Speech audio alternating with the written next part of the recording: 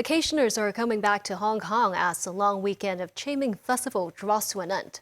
As of 10 a.m. today, more than 69,000 people had entered the city through various checkpoints. Samantha Lee reports.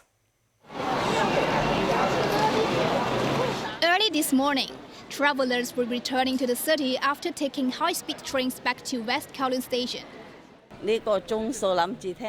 This woman said she decided to come back early to avoid the peak traffic. This man said the trains were fully booked, so he had to get up at 6 a.m. to take an early train.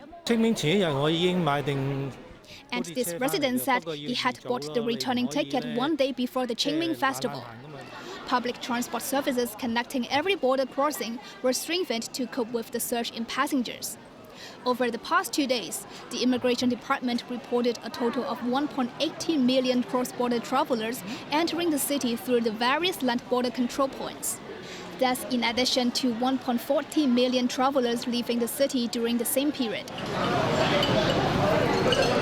Meanwhile, some representatives of the catering industry said business dropped by 10 to 15% year-on-year, as many local residents spent the long weekend on the mainland. Leung Chun-Hua, chairman of the Association for Hong Kong Catering Services Management, said many people went north for grave sweeping at leisure.